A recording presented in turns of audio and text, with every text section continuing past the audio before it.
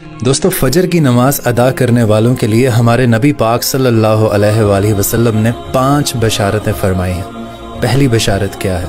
हमारे नबी पाक सल्लल्लाहु अलैहि वसल्लम ने इरशाद फरमाया कि तारीकियों में पैदल चलकर मस्जिद जाने वालों को क़यामत के दिन मुकम्मल नूर की बशारत दे दो। और हमारे नबी पाक का इरशाद है कि फजर की दोनों रकतें यानी सुन्नतें दुनिया व माफिया से बेहतर हैं। और आपने फरमाया कि जो बंदा अपने घर से निकलकर मस्जिद की तरफ निकलता है, अल्लाह ताला उसे हर कदम पर 10 नेकियां देते हैं। और मस्जिद में बैठकर नमाज का इंतज़ार करने वाला गोया मुसलसल नमाज पढ़ रहा होता है, यहाँ तक कि वो अपने अपने घरों में लौट जाएं।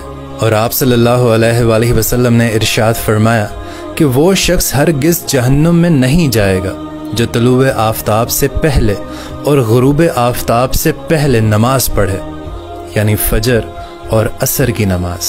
और 5वीं बशारत है कि हमारे नबी पाक सल्लल्लाहु अलैहि वसल्लम ने इरशाद फरमाया कि जिसने इशा की नमाज बाद जमात अदा की तो गोया उसने आधी रात क़याम किया, और जिसने फजर की नमाज बाद जमात अदा की तो गोया उसने पूरी रात तहज्जुद पढ़ी।